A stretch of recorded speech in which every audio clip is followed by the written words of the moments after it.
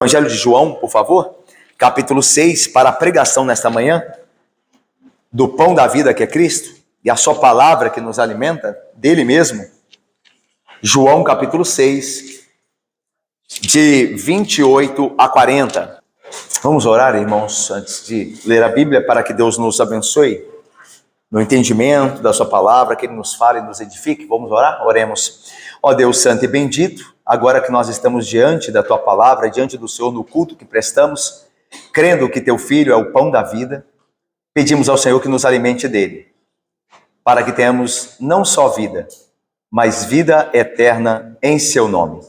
Assim, confiados no teu Santo Espírito e no poder da sua palavra, poder incomparável, é que nós oramos ao Senhor nesta confiança, no nome de Jesus, e pela intercessão do Espírito. Amém. Vamos ler então o texto, irmãos, e depois nós fazemos uma breve recapitulação do contexto.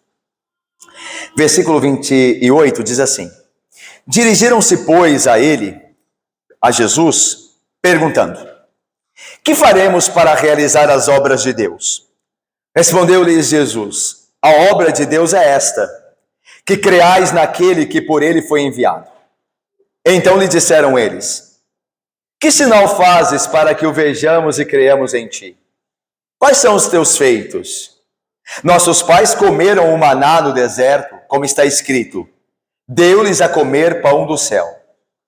Replicou-lhe Jesus: em verdade vos digo, não foi Moisés quem vos deu o pão do céu. O verdadeiro pão do céu é meu Pai quem vos dá. Porque o pão de Deus é o que desce do céu e dá vida ao mundo. Então lhe disseram: Senhor, dá-nos sempre deste pão. Declarou-lhes, pois, Jesus: Eu sou o pão da vida. O que vem a mim jamais terá fome, e o que crê em mim jamais terá sede. Porém, eu já vos disse que, embora me tenhais visto, não credes. Todo aquele que o Pai me dá, esse virá a mim. E o que vem a mim, de modo nenhum lançarei fora. Porque eu desci do céu não para fazer a minha própria vontade, e sim a vontade daquele que me enviou. E a vontade de quem me enviou é esta: que nenhum eu perca de todos os que me deu. Pelo contrário, eu o ressuscitarei no último dia. De fato, a vontade de meu Pai é que todo homem que vir o Filho e nele crer tenha a vida eterna. E eu o ressuscitarei no último dia. Meus irmãos, nós nos lembramos onde nós estamos dentro do contexto aqui deste texto. Vocês se lembram que Jesus havia multiplicado os pães e os peixes ao norte da Galileia? E depois ele encontrara com seus discípulos caminhando por sobre as águas. E então entrara na embarcação desses mesmos discípulos e voltasse para a região sul da Galileia, onde aqui ele está agora. E aí vocês se lembram que os homens lá, que foram alimentados pelos pães que Jesus multiplicou e os peixes, lá no norte da Galileia, estavam procurando ele, mas não o encontravam lá. E não sabiam como ele havia saído daquela região, a região deles. E então eles tomaram barcos e imaginaram: ele deve estar em Cafarnaum. É onde ele geralmente está. Vamos lá encontrar com eles. E entraram nos seus barcos e foram e encontraram com Jesus. E então João 6 diz que eles, tendo encontrado com Jesus, disseram: Mestre, nós te procuramos por todo lugar. Como é que chegaste aqui? E Jesus responde: Vocês me procuraram não pelos sinais que vocês viram em mim, não por mim, mas pelo pão que vocês comeram e dele se fartaram. Trabalhai antes pelo pão verdadeiro do céu que dá a vida eterna, e não pelo pão que ferece. E daí nós entramos no versículo de número 28, versículo 28. Quando Jesus fala: trabalhai pelo pão que desceu do céu, eles entendem então que Jesus estava criticando o trabalho deles pelo pão que perece, Mas agora eles entendem que o que eles têm que fazer é apenas trabalhar pelo pão do céu. Mas eles entendem ainda que eles têm que trabalhar, que é pelas obras deles que eles terão acesso a esse pão da vida. É mais ou menos assim: tá bom, Jesus, você nos diz que nós não devemos trabalhar pelo pão que perece. Ok, então, pelo que nós devemos trabalhar? Diga aí que nós faremos. Nós somos capazes, disseram aqueles galileus, nós somos capazes de trabalhar para alcançar este pão aí também. E é nesse sentido que você encontra o versículo 28. Olha aí. Respondeu-lhes, dirigiram-se, pois, a ele, a Jesus, perguntando: que faremos para realizar as obras de Deus? Tá vendo? Não, tudo bem, não é o trabalho pelo pão que perece que o Senhor quer. Ok. Então, o que nós faremos para realizar o trabalho de Deus? Diga-nos e nós faremos. Veja a prepotência, o orgulho desses homens. Eles se acham capazes de realizar o trabalho de Deus. Eles não confiam em Jesus. Eles não julgam Jesus ser superior a eles. O enviado que veio para dar-lhes de comer. Mas eles creem que eles podem fazer isso por eles mesmos. Por isso eles dizem: diga, Jesus, qual é o trabalho da obra de Deus e nós faremos. Nós faremos esse trabalho, nós somos capazes. E aí veja o que Jesus responde. Respondeu-lhe Jesus: a obra de Deus, vocês querem saber qual é a obra de Deus? A obra de Deus é esta, leamos juntos: que creais naquele. A obra de Deus para vocês é a fé, é o não trabalhar. Parece paradoxal, não? O trabalho de vocês é descansar. Veja, volto a dizer, Jesus, a gente viu isso quando a gente trabalhou esse texto, o contexto anterior. Jesus de longe aqui está condenando o trabalho, irmãos, por favor. O que Jesus condena aqui, como vimos anteriormente, é a segurança última da vida no trabalho. Que o trabalho, o nosso esforço, ele vai nos suster. É aquilo que vai nos dar vida, felicidade. É aquilo que vai nos conduzir bem. É esse tipo de entendimento com relação ao trabalho que Jesus está condenando.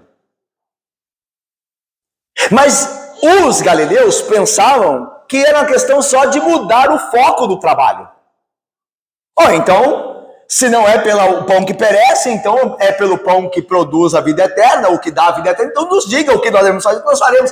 Aí Jesus, vocês não podem fazer nada. Pelo contrário, vocês deveriam descansar ao invés de fazer.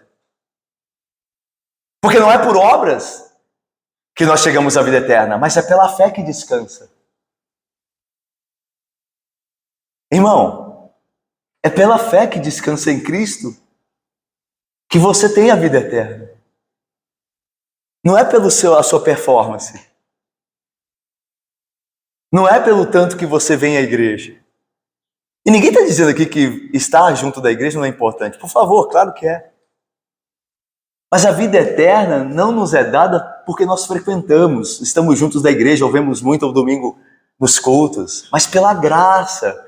E esta graça nos conduz a vir junto da igreja todo domingo. Esta graça, nós estamos aqui agradecidos porque Ele nos salvou imerecidamente. Qual que é o trabalho, então? O trabalho é descansar. O trabalho é crer em quem trabalha por vocês. O trabalho é crer naquele que trabalha para que vocês sejam salvos. Isso vai ficar mais claro ainda a partir do versículo 30 e 31, porque a esta altura os galileus já perceberam que Jesus se apresenta como aquele que é enviado de Deus e que tem autoridade para dar vida eterna, para dar esse pão da vida. Portanto, eles pensam agora que Jesus deve ser maior do que Moisés. Porque quando Jesus fala assim, olha, vocês querem o pão? Vocês devem confiar naquele que foi enviado por Deus para isso. Lembra que Moisés foi enviado por Deus ao Egito, lembra? Lembra? Deus enviou Moisés ao Egito. E lembra que Deus, por meio de Moisés, libertou o povo do Egito e deu pão a eles. O maná. Lembra? E agora eles estão olhando Jesus e, então você é o enviado. Eles estão começando a entender que Jesus é o enviado de Deus. Então Jesus diz, você deve crer no enviado de Deus. Aí os mais inteligentes ali, galileus, disseram assim, então quer dizer que você é o enviado de Deus. Tá bom. Então veja, qual é o seu sinal? Você é maior que Moisés? Você tem que ser maior que Moisés. Moisés foi o enviado e ele nos deu o pão do céu. Qual é o teu sinal? Você tem que nos dar mais pão do que Moisés. Porque você disse que é o enviado em quem nós devemos crer. Olha só o versículo 30 e 31. Então lhe disseram eles, que sinal fazes para que o vejamos e creiamos em ti? Então a essa altura os galileus, Ana, meu irmão Luiz, Rose querida, Josué e Rosane, certo, Rosane? Rosana, quase Rosana. Rosana querida, o que eles estão pensando aqui? Eles já sabem que Jesus é aquele que desceu do céu, que foi enviado. Então eles dizem, que sinal fazes para que o vejamos e creiamos em ti? Qual é o sinal? Moisés nos deu um sinal. Ele nos deu pão. Na mentalidade dos galileus, Moisés é que tinha dado pão, o maná. Ele provou que era o enviado. E você, que sinal fazes para que nós creiamos em ti? Quais são os teus feitos? E agora fica clara a ligação da mente deles, comparando Jesus a Moisés, porque eles dizem no versículo 31, olha aí, nossos pais comeram maná no deserto, como está escrito, deu-lhes a comer o pão, ou o pão do céu. Então veja, está claro aqui? Jesus diz assim, o trabalho de vocês é crer naquele que foi enviado por Deus. Aí os galileus falam assim, então você está dizendo que é o enviado de Deus? Tá bom. Que sinal você faz? Porque Moisés nos deu o maná. O que você faz para que nós criamos em ti? E é interessante você ver aqui a indisposição desses homens em crerem em Jesus. Por quê? Irmãos, esses homens galileus, como nós falamos anteriormente, já tinham estado lá no norte da Galileia e eles comeram do pão que Jesus multiplicou. Jesus já tinha feito sinal. Sabe aquela pessoa que não quer ser crente, não quer entregar a vida a Jesus e vive sempre encontrando um motivo para não fazer isso? Ele vai à igreja e ele vai com a disposição de encontrar um motivo para não ser crente. E ele vai encontrar, porque a igreja não é perfeita. Ele sempre vai encontrar. E ele vai morrer perecendo no inferno por isso.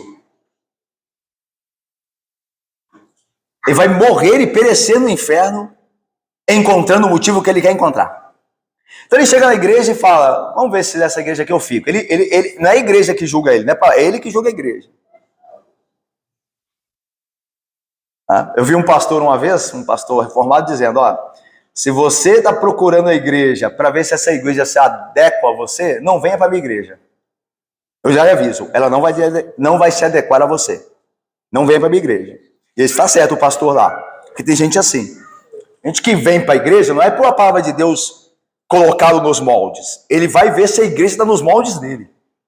É o que mais tem por aí, infelizmente. Deus nos livre de ser assim, né? Mas a ideia é, o pessoal vem para a igreja e já vem com a intenção de encontrar alguma coisa para ele não ficar.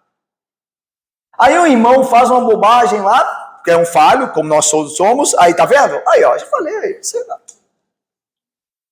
São esses homens aqui. Jesus já tinha feito o sinal, eu já fiz o sinal. Eles estão pedindo outro sinal, né? Tanto que Jesus não deu sinal nenhum. Jesus não fez nada, porque Jesus conhece o coração deles. Lembra lá, da parábola que Jesus conta? Eles não crerão nem que ressuscite alguém dos mortos. Jesus vai ressuscitar Lázaro. Lázaro, depois de 3 dias morto, irá comer na mesa lá da casa dele, de Marta e Maria, suas irmãs. Vai comer, os homens olhando o morto, depois de 3 dias comendo lá com eles, lá conversando. E diz o texto lá de João, que a gente, se Deus quiser vamos chegar nele lá na frente, que quando os judeus viram Lázaro ressuscitado, comendo pelo poder de Cristo, sabe o que eles fizeram? O texto diz que eles começaram a planejar como matar Jesus. Eles começaram a planejar como iam matar Jesus. Eles viram o sinal e não creram. É por isso, meu irmão, que sinal não salva ninguém. É por isso que milagre não salva ninguém. Vamos voltar ao Egito. Lembra do povo do Egito? Quem viu mais sinais do que aquele povo? Quem viu mais milagres do que aquele povo? E eles morreram no deserto, todos, com exceção de Josué e Caleb. Está vendo o que está acontecendo aqui? Não é uma questão de sinais, é uma questão de não querer crer. Jesus vai mostrar isso. Vocês sabem por que vocês não creem em mim? Não é por falta de sinal, por muito sinal. É porque vocês não são meus. O meu Pai não lhes deu a mim. Vocês não pertencem a Deus. Por isso vocês não creem. Ele vai falar isso no final. Mas vamos lá?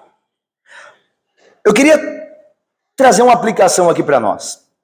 Sobre essa questão de viver sempre provando a Deus e a Jesus Cristo. Esses não são os primeiros, os galileus aqui, não foram os primeiros a pedir sinal de Jesus para que pudessem crer nele, Gabriel.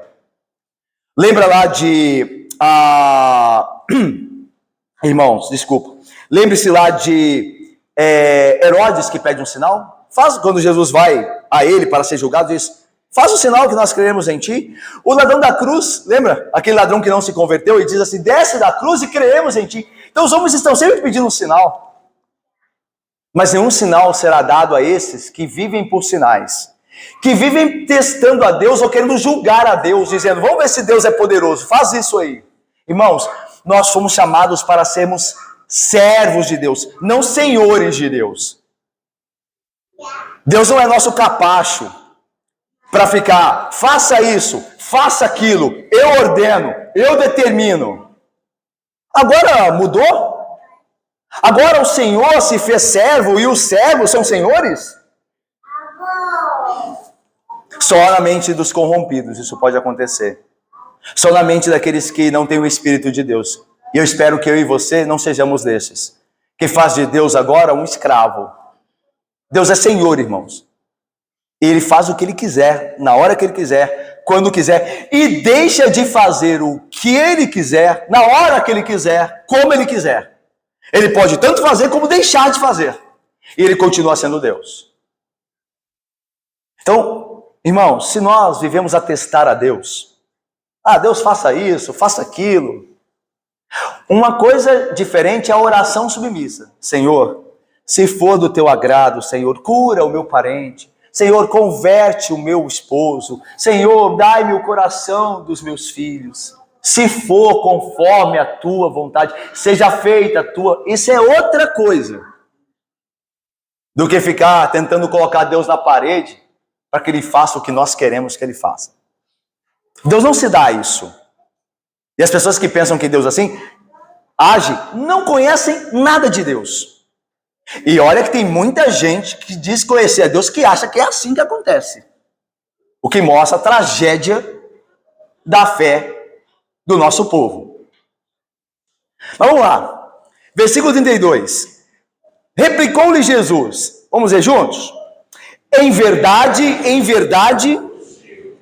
não foi Moisés quem nos deu o pão do céu. O verdadeiro pão do céu é o Pai quem nos dá. Leiamos o 33. Porque o pão de Deus... Jesus começa aqui repreendendo a eles e corrigindo e chamando a atenção. Em verdade, aqui prestem atenção no que eu vou lhes dizer. Atenção, essa é a fórmula aqui dessas palavras. Em verdade, é o que querem dizer. Prestem atenção. Não foi Moisés que vos deu o pão. Vocês entendem que foi Moisés. Não foi meu Pai que vos deu o pão, por meio de Moisés. Mas Moisés não era ninguém. É como se Jesus estivesse dizendo assim, ele nem queria vir salvar vocês. Moisés nem queria vir. Como é que vocês podem ser mais gratos a ele do que ao meu Pai? Lembra, Moisés? Envia outro, Senhor. Eu não sei nem falar, envia outro homem. Você vai, porque eu te designei, e os meus sinais vão te acompanhar. E Faraó vai te ouvir, ainda que resista. Ele te ouvirá e cederá ao meu poder.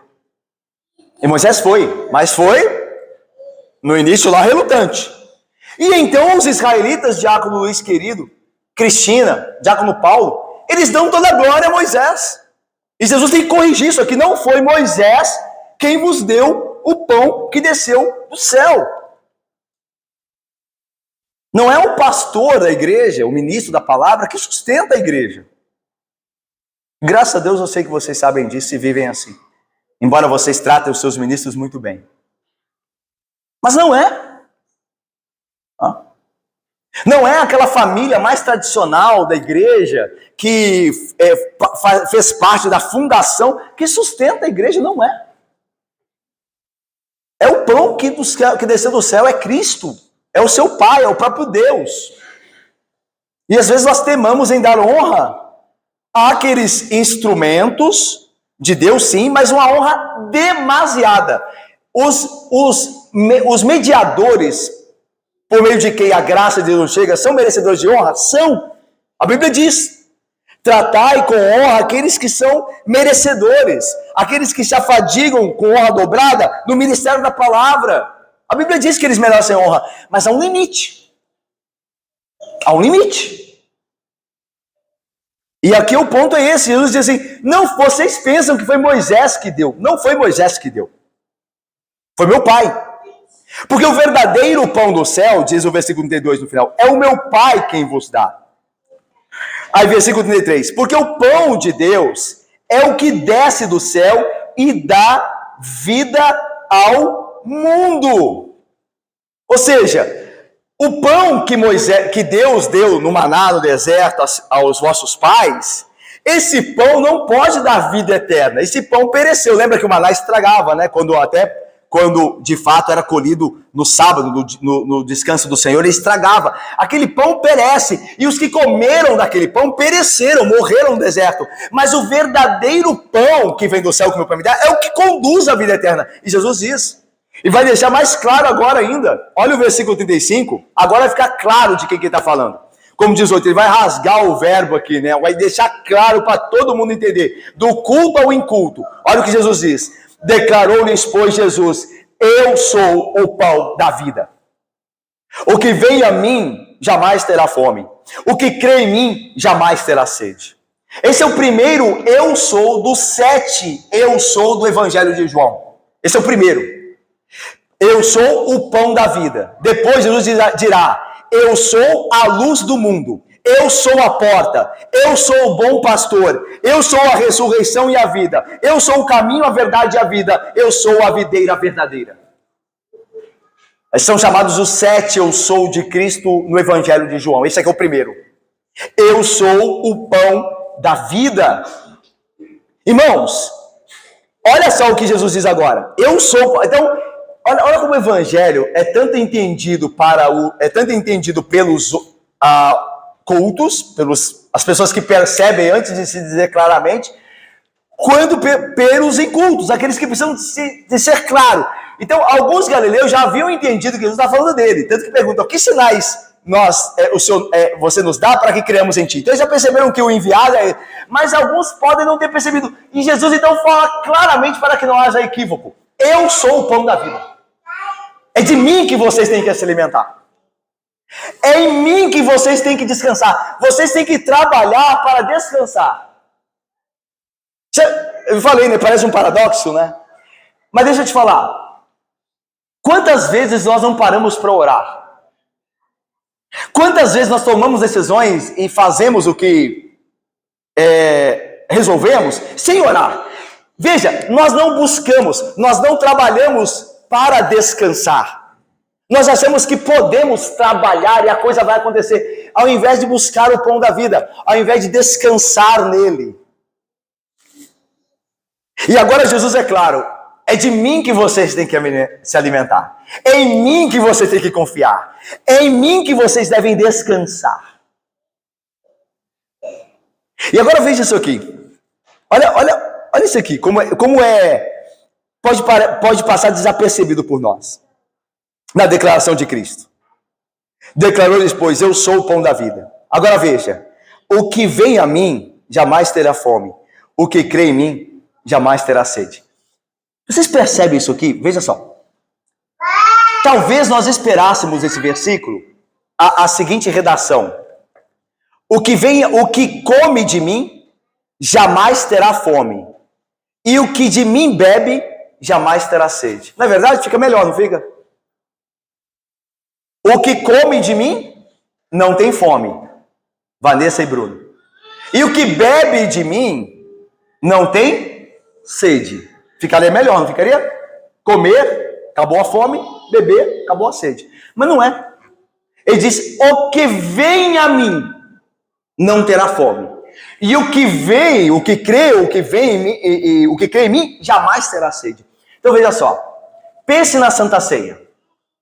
A Santa Ceia é a lembrança, o rememoriar-se do corpo e do sangue do Senhor, do pão da vida. Ele partiu o corpo, partiu o pão.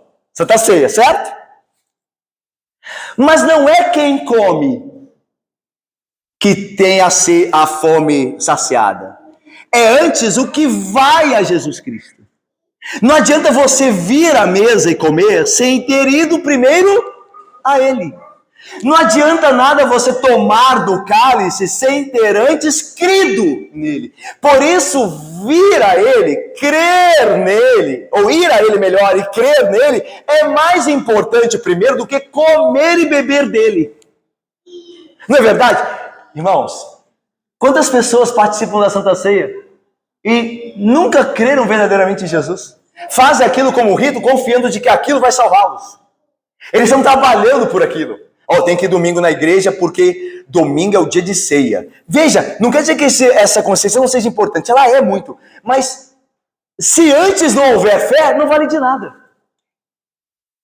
A pessoa é zelosa com o domingo da Santa Ceia, mas durante a semana ela peca contra Deus os dias todos. Mas domingo ela está lá. Está comendo pão e bebendo cálice, estou garantido. Deu para entender? Ela tem que ir a Cristo. Ela tem que crer em Cristo. E aí ela terá a vida eterna. E aí ela será verdadeiramente alimentada no rito da Santa Ceia. Internamente. Por meio da fé que o Espírito Santo concede. Então não nos enganemos. Ter a vida eterna é mais do que uma questão de comer e beber. No caso da Santa Ceia, é também, mas é mais do que isso. É crer em Jesus Cristo, é viver para Ele, é descansar nele todos os dias da vida. E você tem feito isso? Você tem se alimentado de Cristo todos os dias? Ou a minha e a sua religião é apenas de domingo? É apenas aquela religião de programação? É aquela religião para gringo ver, como diz o dito? Mas durante a semana nós estamos áridos, secos, famintos, desnutridos espiritualmente. Está vendo a diferença? Você está percebendo o que Cristo está dizendo para você aqui hoje? É que você precisa comer dele. Você antes tem que vir a ele, tem que ser dele. Isso é muito além do que apenas se exercitar em ritos religiosos. É muito além disso. Mas aí então os galileus respondem, não é isso? Eles vão dizer no versículo 34, né, antes de Jesus dizer que é o pão da vida, Senhor, dá-nos sempre desse pão. Aí Jesus diz, eu sou o pão da vida. Quem vem a mim não tem fome. Quem crê em mim não tem sede. E aqui é interessante, versículo 36, olha aí. Olha o que Jesus continua dizendo a esses galileus. Porém, eu já vos disse que, embora tenhais visto, me tenhais visto, a ideia, viram em ação, viram os seus sinais, porque viram, comeram do pão, como a gente disse outrora que Jesus multiplicara, não credes. Irmãos, Jesus diz assim, olha, eu já disse que embora vocês já me tenhais visto, ou seja, o meu poder, vocês comeram do pão, Leila, que eu multipliquei, vocês não creem. Será que Jesus está confessando o fracasso da sua missão?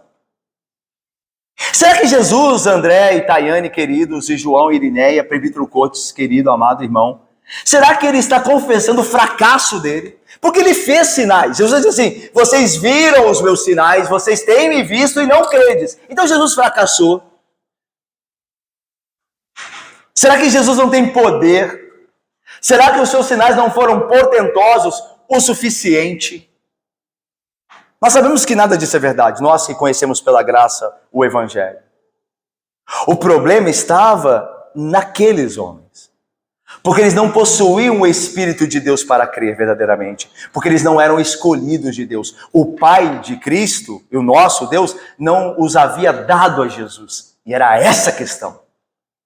Porque aquele a quem Deus não escolheu para a vida, jamais crerá no Filho de Deus. E é isso que Jesus passa a ensinar. Ele vai dizer assim: vocês acham que vocês não creem em mim porque eu falhei quando vocês me viram? Não, não. Vocês não vêm a mim porque vocês não são meus. Se vocês fossem meus, se o Pai tivesse dado vocês a mim, vocês viriam. Mas o Pai não tem nada com vocês, por isso vocês não vêm a mim. Olha que declaração. Olha como isso sonda e perscruta a nossa própria alma. Irmão, eu não te conheço, meu irmão. Profundamente eu não te conheço. Eu não conheço ninguém aqui profundamente. Eu não sei porque que vocês estão aqui em última instância. E vocês não sabem por que eu estou aqui. Nenhum de vocês sabe. Profundamente não. Vocês imaginam, mas vocês não sabem. Mas, meu irmão, se você não crê em Jesus, depois de tudo que você tem ouvido, se você não continua a crer, se você não passou a crer, depois de tudo que você tem visto, a sua situação é terrível. A sua situação é terrível. Você é o mais infeliz dos homens. Você pode estar muito bem condenado ao inferno. Porque você pode não pertencer a Deus. Jamais. E isso vai ficar claro para mim e para você agora. Versículo 37 diz assim: todo aquele que o Pai me dá, esse virá a mim. E o que vem a mim, de modo nenhum o lançarei fora. Todo aquele que meu Pai me dá, esse vem a mim.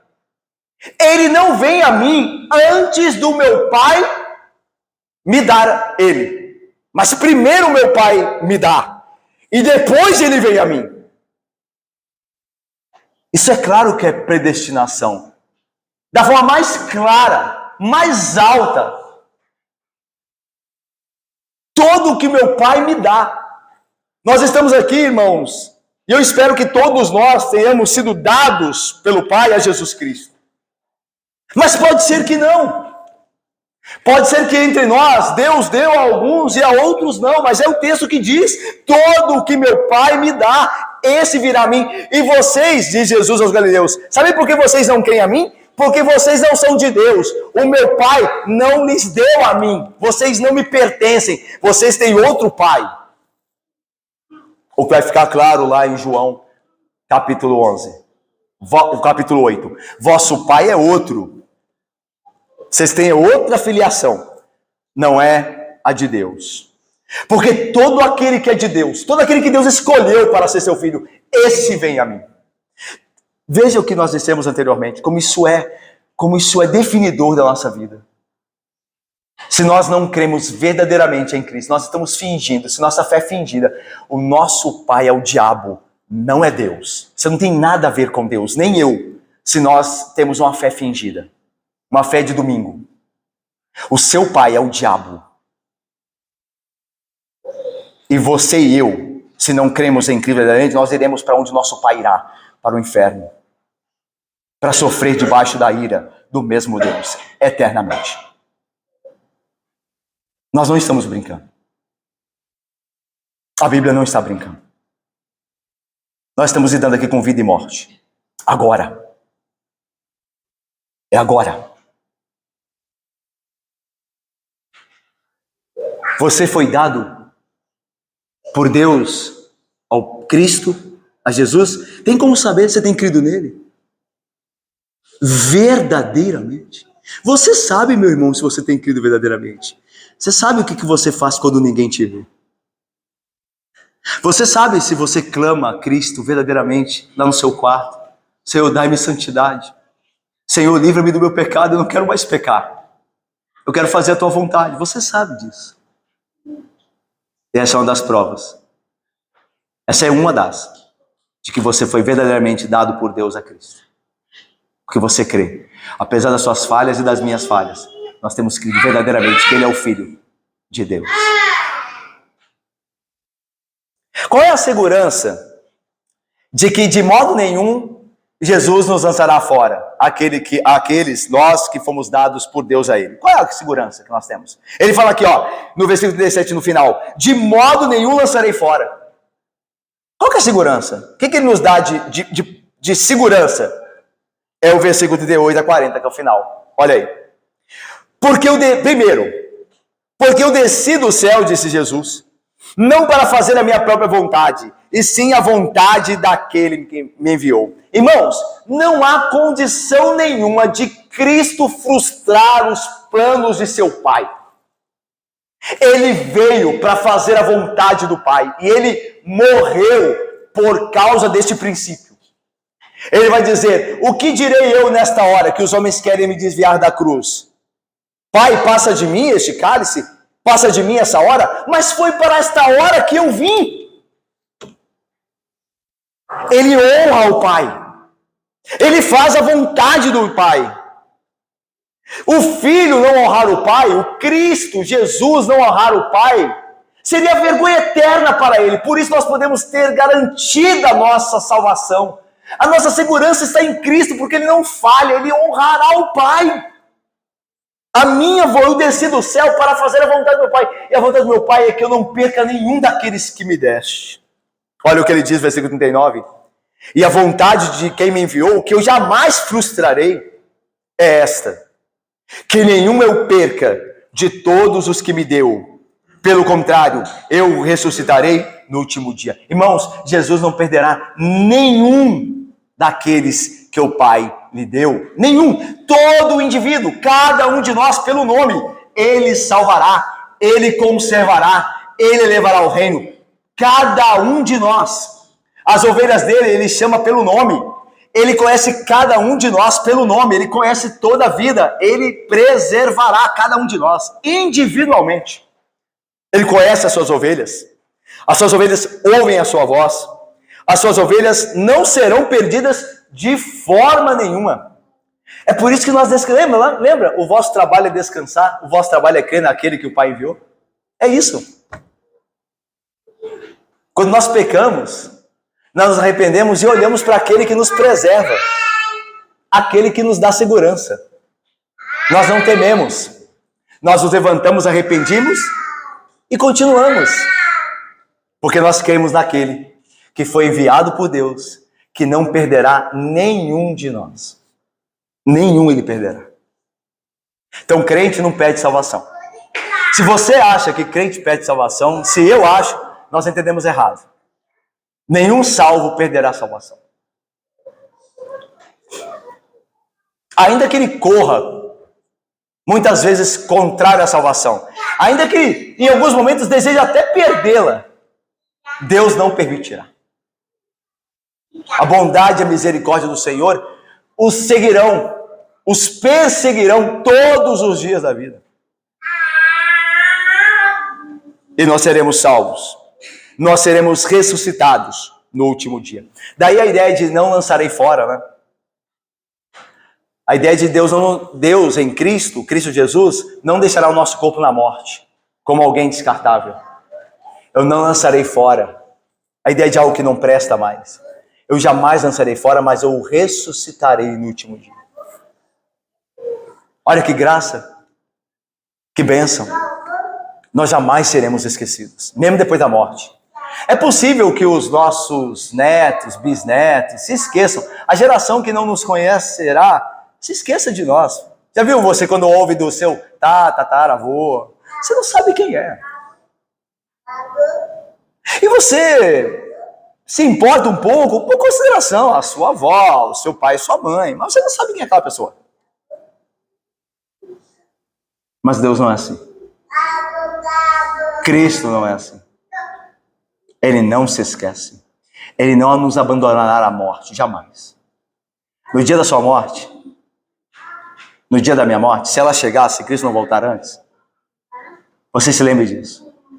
Lá no seu leito de morte, naquelas últimas horas, que Cristo está lá. E Ele te conduzirá ao reino dele. Lembre-se disso. Ele estará sempre lá. Ele jamais te lançará fora.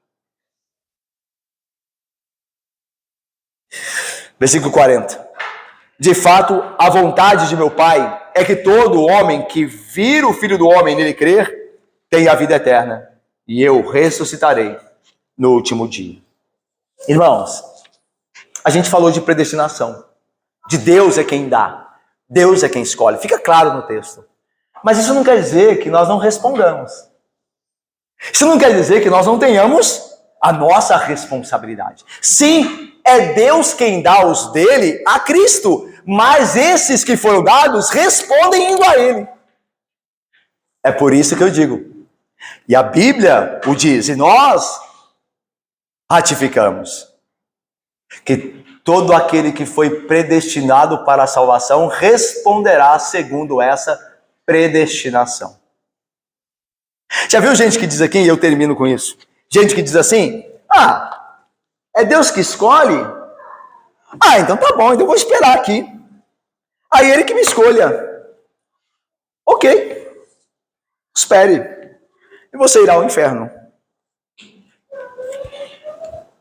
Você quer esperar? Alguém quer esperar? Tá bom. A prova de ficar esperando, a evidência de ficar se esperando, a evidência de continuar nos pecados é a prova de que não foi escolhido. Ok, tá certo, para nós está resolvido. É Deus que escolhe? Então tá bom, então eu vou continuar em pecado aqui. Quando Ele descer do céu para me escolher, ok. Caso resolvido. Caso encerrado. Porque o seu comportamento já está dizendo tudo. A princípio. Se você foi ou não. Deu para entender? A nossa vida já está definindo se nós fomos ou não dados por Deus a Cristo. Já tem como saber agora. É só você olhar para a sua vida. Olhe para os seus pensamentos, para o seu coração, para o que você anda fazendo. Aí você terá um check-up, um raio-x perfeito de qual é a sua situação diante de Cristo. Mas lembre-se, ainda há tempo. Ainda há hora do arrependimento. Cristo te chama. Venha a mim. Creia em mim. Descanse em mim. E você terá a vida eterna. Ainda há tempo. Ainda há tempo.